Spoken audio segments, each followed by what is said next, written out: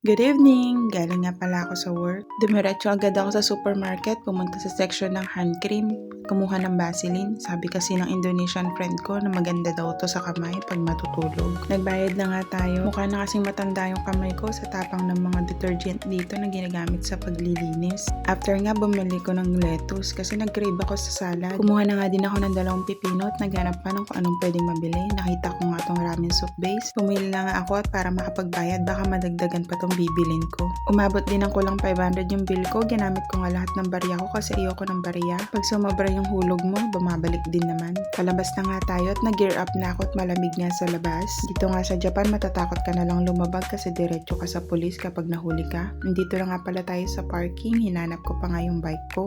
Inilagay ko na nga yung bag ko at nagsuot na tayo ng gloves. Masakit kasi sa kamay yung lamig. Uwi na ako. Nakarating na nga tayo sa apartment. Pagkadating nga, ilalagay ko na yung sapatos ko. At magsusuot ng tsinelas. Sinaksak ko na nga yung heater at pinindot ang ilaw. Ganito nga buhay araw-araw sa Japan. Katapos ko nga magpalit, diretso ako sa kusina at magpe-prepare ng pagkain ko. Hinugasan ko ng ipipino at hiniwa ko na nga ito ng maliliit na size. Sinunod ko na yung carrots, yung lettuce. Binuksan ko na rin yung mais na ihalo ko din. Para sa dressing, milk, cheese, konting asin, paminta, lemon, tapos ima-microwave lang natin para matunaw yung cheese, asukal, tsaka mayo. Dinagdagan ko pa nga ng tag-isang cheese at asukal.